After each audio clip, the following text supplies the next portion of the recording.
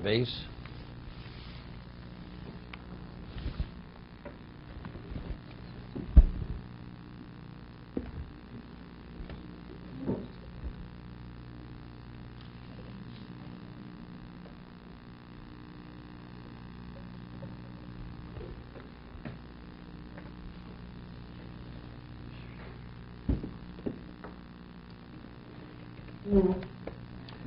The Gemara on Yotesam Bey cited a Baraisa, Locus Reb Yosef Yud and the Chachamim, when the master marries the Omev Rio, the maidservant, is he marrying her with the balance of the servitude? So if that is the case, it has to be a Sheva Pruto.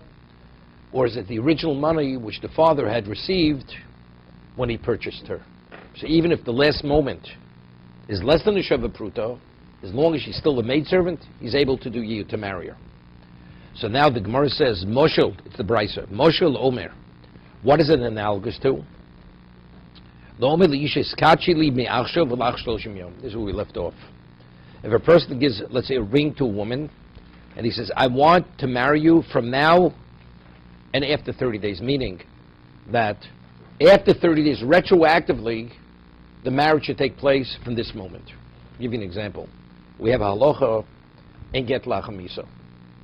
Person gives a get and he says, after I die, because he doesn't want his wife to fall to Yibum, because he has no children, so he gives his wife a get, a conditional get, that if he should die, the get should take effect after he dies. It's too late. It's too late. So what does he have to give the get? Because the person, once he dies, he can't give a get any longer. Right? So therefore he has to give the get, that it should take effect a moment before he dies. A moment before he dies, the get should take effect. As a result of that, she's divorced. So when he dies, she's not a widow. She's not a widow. The Gemara says, with the story of David HaMelech, David, he had relations with Bathsheba. Bathsheba had a husband who was alive when he had relations with her. But the Gemara says in Shabbos, person who claims that David committed adultery, he's making a grave error. It wasn't adultery. Why? Because people in the David's army, when they would go to battle, they would give their wives a get prior to going to battle. And the get, so again, if the get is effective when the man is killed, it's not a get. But over here, no, the get was given mi'achshav. That if he should die, she's divorced retroactively from the moment she took the get. So since Bathsheba was given a get by her husband Uriah Chiti, so she received the get. And now he went to the front and was killed. When he's killed at the front, retroactively, which was before David had relations with her, she already was a divorced woman, so she was single when he had relations with her. As a result of this, David was not in violation of adultery. But factually, he was playing with fire. Because what would have been if Uriah Chiti wouldn't have been killed? It would have been adultery. No, but he did. But it's ultimately, even if I'm not getting into the story of Uriah Chiti, he came back. But factually, the get took effect retroactively. The Gemara says. As a result of that, retroactively, when he ultimately was killed, direct from the first time she received the get, because the get was never canceled. So, but he was chote. But when it says David choto, and is speaking about adultery, he never committed adultery. Did he do the wrong thing? He did the wrong thing. Therefore, he's punished. But in terms of adultery, it wasn't adultery. So that's mi'achshav. So the get, when he dies retroactively from the time she received the get, she's divorced. A man gives the woman money, says, I'm marrying you, it should take effect immediately, only after 30 days. After 30 days, it should be retroactive. Okay? La'omer li'isha hiskachli me'achshav, the marriage should take place now, but la'achar shloshim yom. U'bo'acha v'kitsha b'soch shloshim yom. And then a third party comes and marries her before the anniversary of 30 days comes. Marries her. So what's the halacha? So now when the first person's marriage should take place, you say, well, you can't marry a married woman. Shemukadeshes l'rishon. She's married to the first, not to the second. Although when the second man had given the ring to marry her, she was not yet married, In reality, nevertheless, because the first marriage is retroactive when 30 days come, so it turns out when the third party gave her the ring, he married a married woman. Person can't marry a married woman, so she's mukdeshes l'rishon, and not married to the second. To the first, not to the second.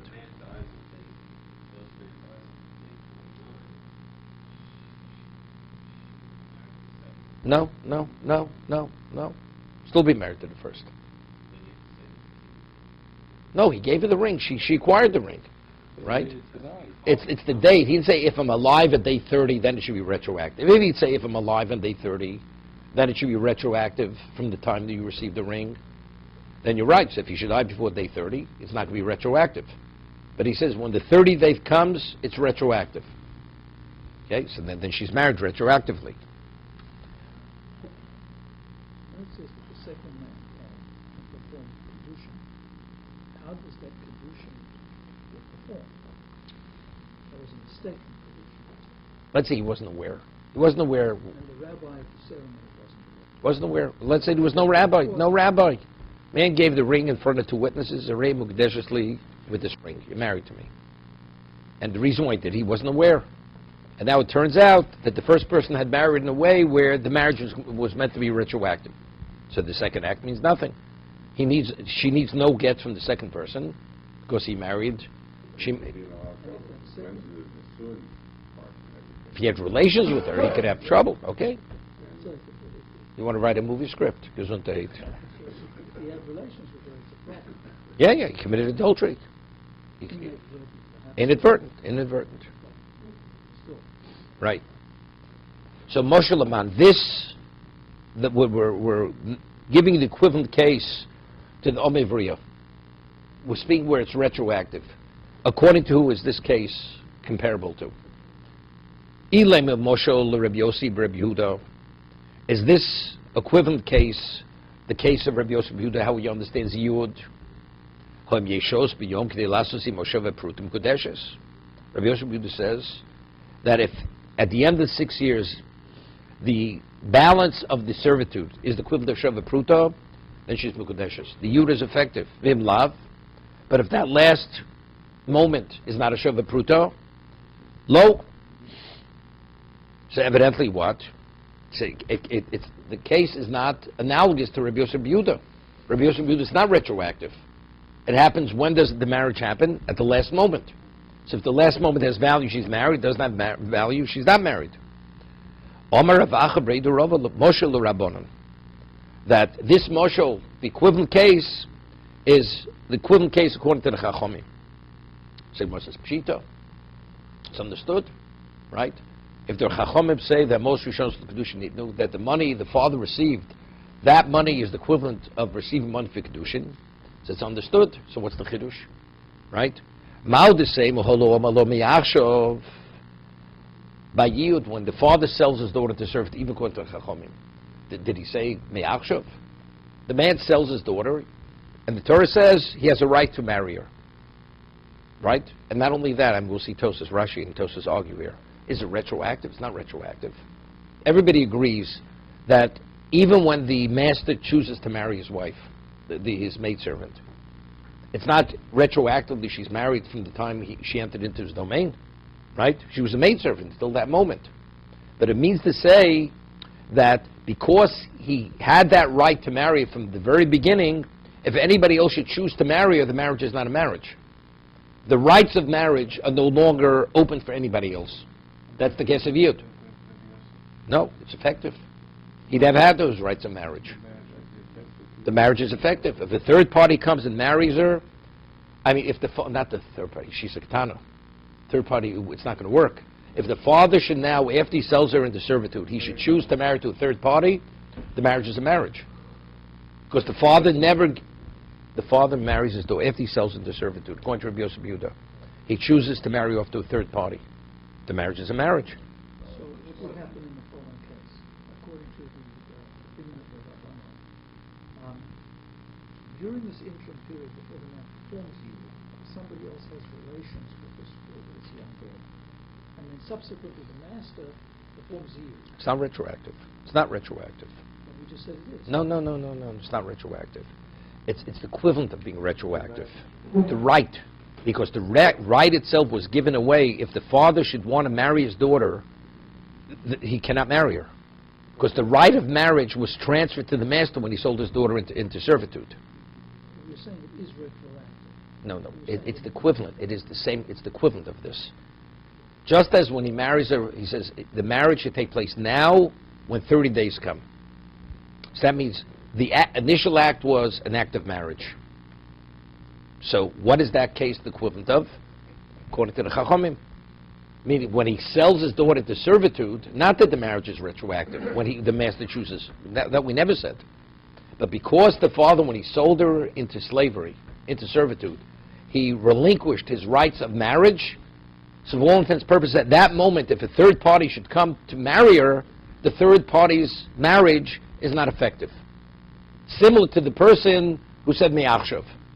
If the person had come before 30 days, meaning before the master exercised his right of yud, if the father would want to marry his daughter to a third party, is it effective? No. It's simple. So that case is similar to the case of me'ashlach shloshim.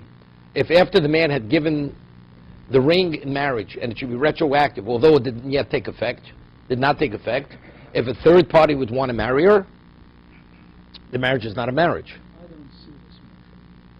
If the father sells the daughter, he has relinquished his right to marry her, and that right is now conveyed to the master.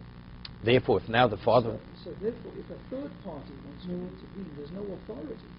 He has to get the authority. Who's the third party? The father. Man. No, it's only the father, because she's a katana. Right. She's a minor. No, there's a third party who's interested in this. Right. The father's not in a position to give permission, because the permission now has been conveyed to the master. So there's no possibility of kiddushin. You don't have to get into a motion. But if it happens, The moshel doesn't make sense to me. Well, we'll see. Rashi and Tos learned the case going in different directions. Rashi learns the cases. We draw from the case of the father selling the daughter to the case of me'achshav. Just as in that case, when the father sells his daughter, when he relinquishes rights, if he should choose to marry his daughter, it's not effective because he already relinquished the right. Identically, if the woman receives a ring in marriage, me'achshav lach shloshim, even though the marriage, when the second party came, the marriage hadn't yet taken effect, it cannot, because since she married herself, when she accepted the ring, that it should be retroactive, therefore the third party's marriage is not a marriage. Rashi's learning the case of me'achshav from the case of the Omevriya, the other way. Tosas has difficulty with this. Wait. This is important. Rashi's learning the case. What is the moshel? So if you're giving a moshel, we're using a moshel to clarify something, right? You're giving an allegory to bring to the equivalent case to bring something to light. Whenever you have a moshel, we draw from the moshel to something else. Rashi says no. The moshel is being learned from the Omevriya. It's backwards. That's not a moshel. I give you an allegory. From this allegory, I'm able to learn a lesson, to draw a certain concept, to come to a conclusion. Rashi learns, no, it's the other way. Omevriya teaches me that if a person should give somebody a ring and say me'achshav and take effect in 30 days, the woman already has relinquished every right to marry anyone else. Therefore, the third party's marriage is not a marriage. That's where Rashi learns. Tosas has difficulty with this. Because Tosas himself asks, whenever the Gemara throughout Shas gives a moshel, I'm always drawing from the moshel to apply it elsewhere.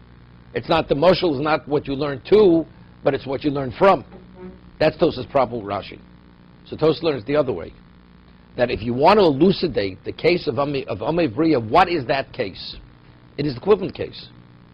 You see this case, when a woman accepts marriage, me'achshav, although it didn't yet take effect, factually she's already given up every right to marry anyone else. And that is exactly the case of Omevriya. When the father sells his daughter, although the year hasn't yet taken place, he's relinquished his rights in marriage. Therefore, if the father should choose to marry her to a third party, it's not going to be effective. That's exactly what it is. In the moshel case, it's the cabbage who has the condition me'achshav, not marriage. Doesn't make but the woman, when she accepted that ring me'achshav, what did she say? I am married to you from now, although the actual marriage at this moment hasn't yet taken effect, but for all intents and purposes, I accept it to be married to you. When that time will come, that will activate the marriage. So the same thing, so that elucidates the case of the father. Although the master hasn't yet exercised his right in marriage to actually marry her, but since the father, when he sold her, he sold that right, that whenever he chooses to marry, he can, he no longer has that right. So if he should marry her to a third party, the marriage is not a marriage.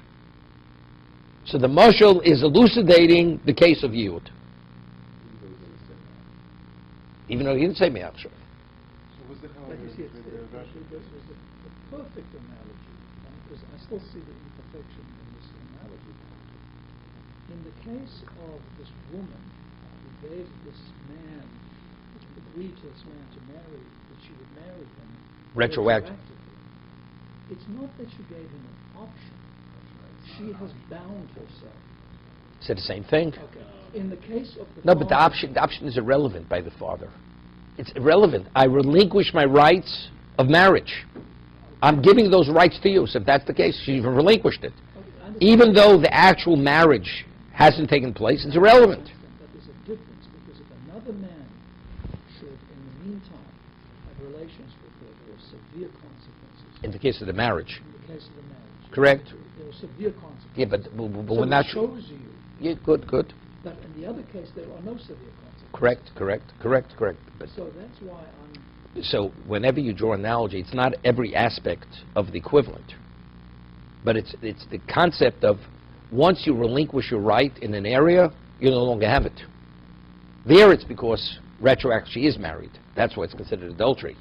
Here, why, if the father now chooses to marry off to a third party, we're only drawing that the second person's marriage is not a marriage. Right? If he should marry, although it hasn't yet taken place, the marriage is not a marriage. Identically, if the father, after he sells his daughter into servitude, he chooses to marry to a third party, the marriage is not a marriage. Because we're only drawing that aspect of right? That's what we're drawing. They're not identical. No.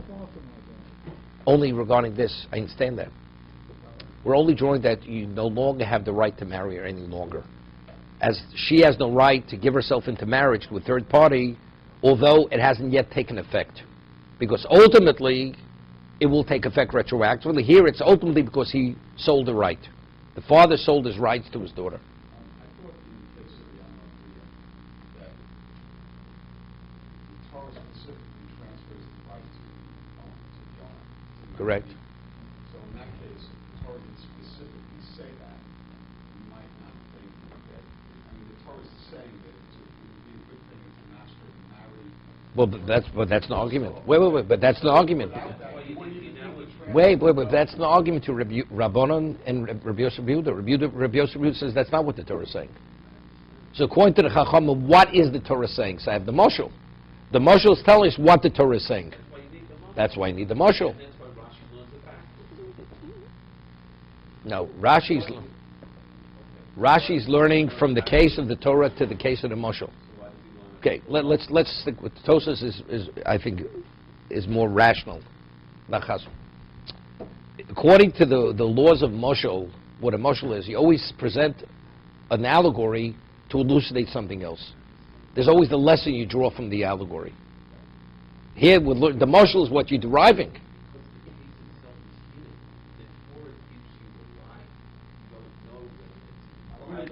I mean, let me tell you a difficulty in Rashi besides what Tosas asked. The Gemara asked the question. According to Rashi, it's understood. The man said Me'achshav. If the man said Me'achshav, isn't it understood the second marriage? What do I need the Torah? What do I have to draw that from the Torah? No, because you don't know whether the Torah says Me'achshav. No, it's irrelevant what the Torah says. The laws of condition. Based on the condition, that's how things manifest themselves. So if I married you, now, when 30 days comes, if it's retroactive, it's understood the second person's marriage. It's not a marriage. So what do I need the Torah? What do I need the case of the Omevriya to draw that lesson from Omevriya? This case stands independent of anything. Right? That's the difficulty with Rashi. That's the question. No. That's not David's question. This is a more fundamental question. We don't need we don't need the Torah. If the Torah says based on your condition, that determines the outcome. What was the condition? He gave her the ring. I'm marrying you now, but 30 days have to come to be retroactive. So it's understood the second person's marriage is not a marriage. What do I have to draw from the Torah? From the case of the father selling his daughter. What do I need that case? Rashi's saying, this case I draw from that case. Right? What do I have to draw anything? This case stands independent of anything else. So Rashi learns, because over there he didn't say Me'achshav. When the father sold his daughter into slavery, did he say Me'achshav? No, it's not Me'achshav. He did not. Like David pointed, if somebody would have relations with her, would it be considered adultery? It's not adultery. So maybe you'll say, if a man, even when he gives her something, marries her, it should, Lacha Shloshim, although he didn't say the word Me'achshav, maybe it should be effective. Retroactive, right? It should be implied. From there, so the Gemara says no. There it's because when the father sold her, he relinquished all his rights. So unless you say Me'achshav, it's not, they're not analogous. Yeah, let's do Rashi. The Gemara asks a question now. Pshita, it's understood. Let's do what Rashi's learning. The Torah says by Omivrio that after the father sells his daughter into slavery, into servitude, if a third party would want to marry the minor, the father would want to marry his daughter, it's not valid, correct? And we're saying, and I'm learning to the case of Me'achshav Lacha Shloshim. So it's understood. So Ma'ad say, Holo Omado Me'achshav. Holo Omado Me'achshav. The way Rashi learns. But over there you didn't say Me'achshav. So maybe over here when you say Lacha Shloshim, you don't have to say Me'achshav. And still the third party's marriage is not a marriage. We're going to read into it, Me'achshav. It'll be the equivalent to say Me'achshav. No. You have to say Me'achshav. What would happen if you didn't say Me'achshav? No, it's only effective after 30 days. When a person married before 30 days, two people cannot marry. No, sir. The second person would be the husband, not the first. If you did not say Me'achshav, no. If the marriage is only be effective after 30 days. And they keep fixing the marriage, so what's that mean? She's not married, right? She's married to number two, not number one. Even though she wasn't married up until the Understand? He didn't say that. Person has an option to buy something, right? In so many days, and somebody else goes and the seller sells it to the first person. Right? You had an option to buy, but it's only when you buy it. You have an option, you can give me the check in 30 days. And somebody else comes and gives me a check after 15 days. Who's the owner of the object? And the seller sells it to number two. The second person owns it. Unless the option gives you some sort of exclusivity, which is what the Akshav gives you. Some sort of No, Akshav is not exclusive. Akshav is not, is more. Akshav is not an option. It's a reality. No, I understand. It limits the reality. It prevents someone else from... That's why they're not comparable. Why One does- specifically gives a guy an option, and here's somebody who's trying Good. But the way Rashi, that's the worst question. It's understood. It's understood, right? And that Gemara says, no, maybe you shouldn't even, if I'm going to compare it to the case of the Amavriya, when the father sold his daughter, did he say Me'achshav? No. They didn't say it. And yet the marriage, a second party cannot marry her. So maybe over here when you, good, exactly. So over here, maybe when you say Lacha Shloshim, maybe you don't even have to say Me'achshav. Gemara says, no, you do have to say it. There it's because he relinquished the right. Because and here also, when does she relinquish her right to marry anybody else? When she accepts it based on the Me'achshav. That's when she relinquishes the right.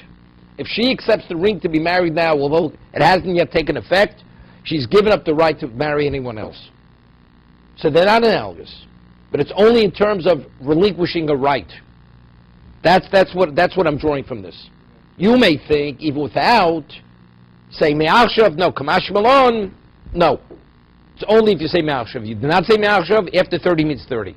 So if a second party would come marry her, she's married to number two, not number one. But Rashi is difficult. Rashi is difficult because, again, so here it's coming, what I'm drawing is not, I'm drawing I'm drawing a lesson from there. I'm saying they're not comparable.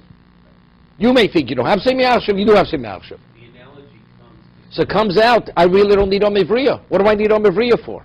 When you marry a woman, Me'achshav Shloshim, when is she married? She's married retroactive. When you say Me'achshav? But you would have thought maybe not. The answer is they're not comparable. I mean, so we're learning now that they're not comparable, not that they are comparable. Right, Rashi has a choice whether to make them comparable or not comparable. But the way the Gemara reads, are they comparable? By implying So if they're not comparable, you're not drawing anything from there. You're drawing something to say that they're not comparable. To Mashal, the way Rashi is learning is that they're not comparable. Mashal is always that they are comparable. right, so why doesn't he read in that the Me'achshav is implied? The normal way of learning is that you're learning that they are comparable, they're comparable cases. Why doesn't Rashi, what's bothering Rashi in terms of implying the Me'achshav into the deal? He could learn it that they're comparable.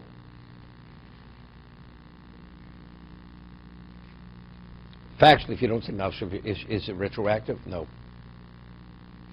Right? It's not. So if that's the case, it's understood. So what would I thought? That it is, even if you don't say Malshav. Yeah. Well, but not Rashi. The Gemara says that. Otherwise, the Gemara says Pshita. It's understood. The Gemara says no, it's not understood. The Chiddush is that you have to say Me'achshav. Without Me'achshav, when is she married? After 30 days. So if that's what's the kamashal, that they're not comparable. The moshel I'm drawing is that they're not comparable. It's contrary to what moshel means. Right, the motion usually comes to explain the case. This is coming But to it's explain even the worse than that. exception. The way Rashi is, it's even worse than that. You tell me the moshel is not to learn from there.